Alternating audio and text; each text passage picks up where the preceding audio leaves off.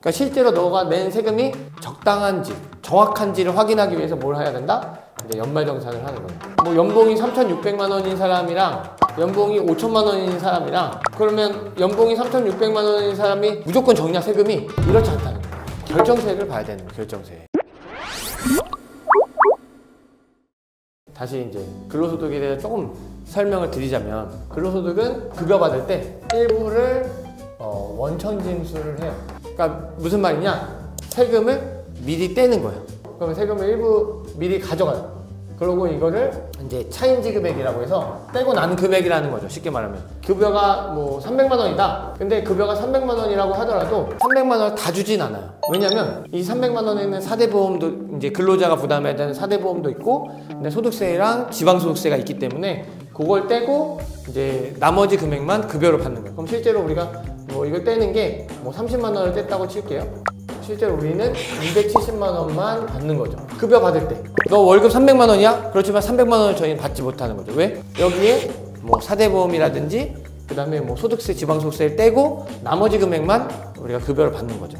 나 급여가 연봉이 뭐 얼마인데 실제로 세후 금액으로 받으면 이제 갭 차이가 좀 나는 이유는 사대보험이랑 이런 소득세나 지방소득세 이런 것 때문에 차이가 나는 거죠. 그럼 이렇게 해서 원천징수를 한단 말이에요. 그럼 이렇게 12달 하면, 그러면 실제로 내가 기납부세액은, 그러니까 미리 납부한 세액은 얼마가 되냐면, 이건 이제 그냥 편의상 지방소득세 다 빼고 그냥 소득세만 칠게요. 30만 원 곱하기 12 해서 360만 원이 되는 거예요. 이렇게 360만 원의 세금을 이미 낸 거예요. 그런데 이 간이세표로 계산한다고 해도 중간에 막 상여도 받고 막 여러 가지 이제 이슈가 있기 때문에 실제로 간이세표대로 떴으니까 세금 안 내도 돼 이러진 않아요. 그러면 1년 동안 너가 정확하게 급여를 300만 원씩 12달 받은 게 맞는지 이런 거를 이제 계산을 하거든요. 그러니까 실제로 너가 낸 세금이 적당한지 정확한지를 확인하기 위해서 뭘 해야 된다?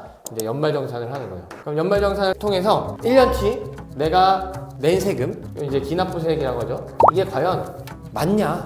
이거를 확인하는 거예요. 그러니까 그게 네. 정말 내가 연말정산을 했을 때 이번 연도에 내야 됐던 세금이 360만 원이 맞냐? 그렇죠. 를 체크를 하는 그렇죠, 게 이제 그렇죠. 연말정산인 거예요? 네. 근데 우리가 급여의 간이세표에 따라 뛸 때는 보험료가 얼마인지, 기부금이 얼마인지, 뭐 부양가족이 얼마 더 있는지, 그 다음에 신용카드 얼마 썼는지 이런 게 반영되진 않거든요. 이렇게 계산을 해서 기납부세액 낸 거는 연말정산을 하게 되면 여기에 이제 연말정산 때 뭐가 나오냐면 간소화 자료가 있잖아요. 국세청에 들어가면 내가 보험료 얼마 쓰고 교육비 얼마 쓰고 막 이런 거를 다 반영이 되기 때문에, 그럼 쉽게 말하면 세금이 좀 깎이는 거예요. 그렇기 때문에 웬만하면 기납부세액이 내가 실제로 진짜 납부해야 될 세금, 이런 연말정산 간소화까지 다 반영된 실제 정확한 세금이 결정세액이라는 표현을 쓰거든요. 그럼 이거랑 비교했을 때 웬만하면 이게 더 클 거예요. 왜냐면 내가 간소화 이 자료를 반영하면 간이세표 때 반영하지 못했던 의료비라든지 교육비, 신용카드, 보험료 뭐 여러 가지 공제가 조금 더 들어가니까 웬만하면 기납부세액보다는 결정세액이 더 작아요. 근데 내가 간소화 자료가 거의 없거나 급여가 너무 크면 그러면 결정세액이 더 클 수도 있어요. 이런 신용카드 공제나 뭐 이런 공제들은요, 신용카드는 최소 급여의 25%, 그러니까 4분의 1 이상 써야지 공제가 시작되거든요. 근데 급여가 2억이에요. 2억인데 그럼 4분의 1이면 5천만 원 이상 써야지 신용카드 공제가 시작되는 거예요. 그러면 내가 신용카드를 뭐 한 4천만 원 썼어요. 그러면 급여 2억인 사람은 아예 공제가 안 돼요. 신용카드 공제가. 그렇기 때문에 급여가 큰 사람은 뭐 의료비도 최소 급여의 3% 이상 써야 되는데 2억이면 급여 3% 하면 600만 원 정도 되잖아요. 그러면 최소 600만 원 이상 1년에 그 의료비 써야지 의료비 공제가 시작돼요. 급여가 클수록 공제를 못 받는 경우가 많아지기 때문에 실제로 이게 별로 크게 이제 영향이 없는 경우가 있어요. 이제 실제로 우리가 결정세액을 계산해 봤을 때 기납부세액이 더 크면 돈 더 냈네? 그럼 돌려줄게. 근데 결정세액이 더 커요, 만약에? 그러면 돈 덜 냈네? 더 내. 이렇게 되는 거거든요. 보통은 우리가 세금을 볼 때 뭘 봐야 되냐? 이 결정세액을 봐야 되는 거예요. 왜 이 결정세액을 봐야 되냐면 이미 납부한 세금이 100만 원이에요. 확정된 세금이 150만 원이에요. 결정된 세금이 어떻게 되는 거예요? 50만 원을 뱉어야 되는구나, 그죠? 뱉어야 되는 거예요. 이렇게 됩니다. 내가 이미 낸 게 100인데 실제로 결정된 게 150이면 50만 원 더 내야 돼요. 그러니까 사람들이 이러면 되게 민감해요. 근데 자 보세요. 똑같이 결정세액이 100인데 기납부세액이 400이에요. 가령 예를 들면 250만 원만큼 환급이 나와요. 그럼 사람들이 좋아요. 뭐는 그대로인데 결정세액은 그대로인데 내가 낸 돈을 돌려받는 거예요. 물론 이게 이제 내가 추가적으로 공제받을 게 많아서 돌려받는 걸 수도 있지만 그게 아니면 회사에서 과다로 나한테 가져간 걸 수도 있는 거예요. 굳이 이렇게까지 안 가져가도 됐는데 많이 가져가서 돌려주는 거죠.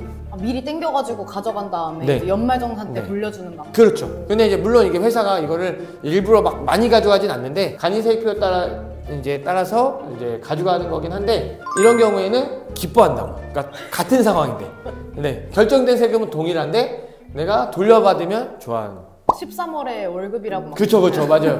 근데 이게 실제로는 간이세액표에 따라 내가 400만 원 냈는데 내가 막 부양가족이랑 막 여러 가지 공제를 넣어서 이렇게 세금이 줄어든 거면 당연히 기쁠 수 있죠. 왜냐면 사실 그 공제가 없었으면 거의 400만 원에 육박하는 세금이 나왔을 테니까. 그리고 이제 만약에 내가 추가 자료가 더 있다. 기납부세액이 예를 들어서 500만 원이라고 칠게요. 세금이 450만 원을 결정됐어요.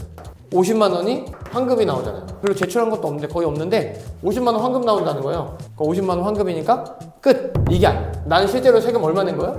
450만 원 낸 거예요. 물론 내가 공제받을 걸 다 넣었는데 450이 결정됐고 50만 원 환급되는 거면 그냥 거기서 끝나는 건데 내가 자료를 더 제출할 수 있는데 기부금 받을 수 있고 교육비 더 받아낼 수 있고 그러면 세금 더 줄일 수 있는데 나 환급 났으니까 됐네 라고 생각해버리면 실제로 내가 이게 결정세액이 400만 원, 350만 원, 300만 원 이렇게 줄어들 수가 있는데 그게 놓치는 경우가 발생할 수 있다.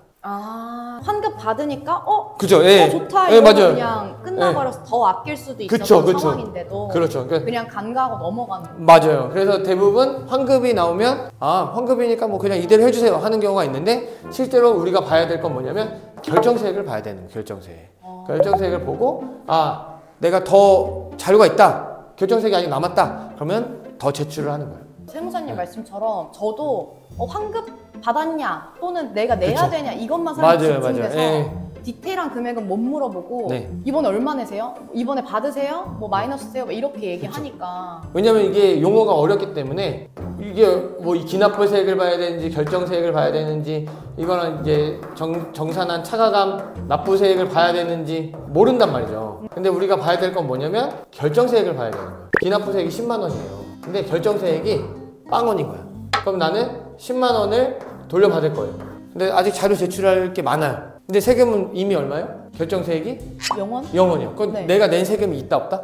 없다. 없는 거예요. 내가 10만 원 낸 거 다 돌려받는 거예요. 나는 10만 원밖에 환급 안 돼요. 낸 세금이 10만 원밖에 안 돼요. 근데 저런 분들이 있어요? 그럼요. 결정세액이 아예 0원이시고 그럼요. 결정세액이 0원이신 분들이 많아요. 그래서 이런 경우에는 뭐 자료를 추가로 제출하실 필요가 없다. 왜?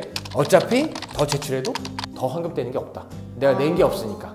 그럼 궁금한 게 네. 혹시 저 결정세액이 근로소득 안에서 봤을 때 보통 몇 % 정도 나오는 게 일반적이에요? 사람마다 부양가족이 다 다르고 공제가 뭐 나는 주택 관련된 공제도 있고 막 이렇기 때문에 몇 %가 없어요. 이제 사업자 같은 경우는 업종별로 어느 정도 이제 이익률이 정해지는데 근로소득은 완전 천차만별이에요. 그럼 아예 기준이 없고? 네, 아예 기준이 없어요. 여기까지는 동일해요. 이 근로소득 이제 공제를 빼갖고 근로소득 금액이 나오는 데까지는 다 똑같아요. 근로소득 금액이 나오는 데까지는 다 동일한데 이 이후에 요 밑에서 이제 막 인적 공제도 빼고 그다음에 막 이런 보험료 관련된 여러 가지 간소화자료 빼고 여기서부터는 완전 천차만별인 거예요. 그래서 누구는 부양가족이 많아요. 부양가족이 많으면 공제가 많이 되거든요. 그래서 세금이 환급이 많이 나와요.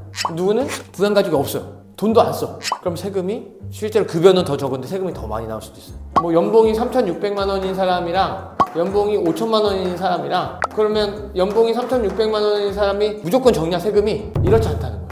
5천만 원인 사람이 세금이 더 적을 수도 있어요. 그렇기 때문에 이 사람은 예를 들어 부양가족이 많아요. 그럼 세금 안 낼 수도 있어요.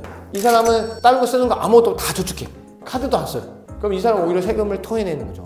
세금을 많이 낼 수도 있어요. 와, 그러면 사실 근로자분들이 진짜 네.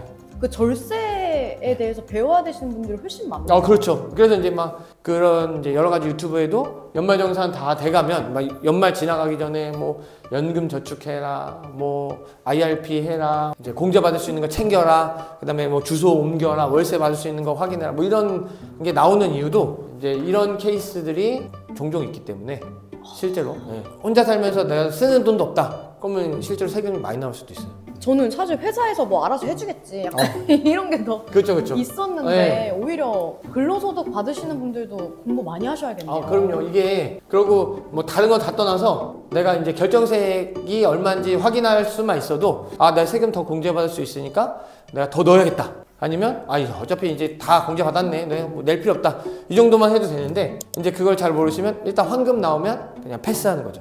자료 내기 귀찮은데 어차피 환급 나왔네. 패스. 그러면 이제 내가 나라에 좀 더 많이 이바지하는 거죠. 아까 말했던 이 세수를 확보하는데 도움을 주는 거죠. 근데 굳이 안 내도 되는 세금을 내는 거니까 그렇게 되는 거죠.